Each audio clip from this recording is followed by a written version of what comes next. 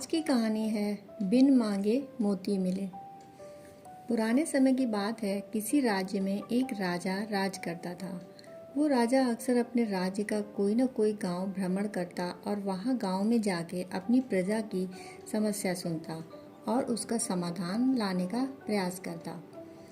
राजा बहुत ज़्यादा कर्तव्यनिष्ठ था और इस वजह से उसके कार्य के चर्चे दूर दूर तक फैले हुए थे। एक दिन राजा हर बार की तरह किसी गांव में प्रजा की समस्याओं को जानने के लिए भ्रमण पर निकला। उस समय राजा ने एक साधारण कुर्ता पहना हुआ था। थोड़ा आगे चलते ही राजा के कुर्ते का एक बटन टूट गया। राजा तुरंत अपने मंत्री को बुलाता है और उन्हें आदेश देता है कि जाओ इस गांव से किसी होनहार दर्जी को बुलाकर लाओ जो मेरे इस कुर्ते का बटन लगा पाए। मंत्री ने राजा का आदेश सुनते ही तुरंत पूरे गांव से होनहार दर्जी की खोज शुरू कर दी। राजा के नसीब अच्छे थे कि उन्हें उस गांव में एक अच्छा दर्जी मिल गया। उस दर्जी की एक छोटी सी दुकान थी।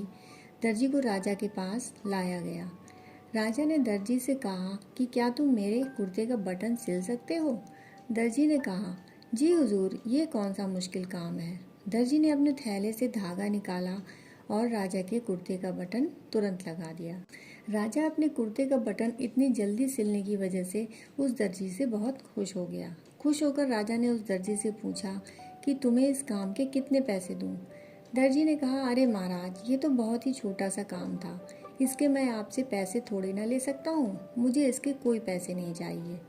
राजा ने कहा, अरे तुम मुझसे मांगो तो सही, मैं तुम्हें तुम्हारे काम की कीमत ज़रूर दूंगा। अब दर्जी मन ही मन सोचने लगा कि बटन तो पहले से ही राजा के पास था और मैंने तो सिर्फ अपना धागा लगाया है। मैं ऐसा करता हूँ कि राजा से इस काम के 5 रुपये मांग लेता हूँ।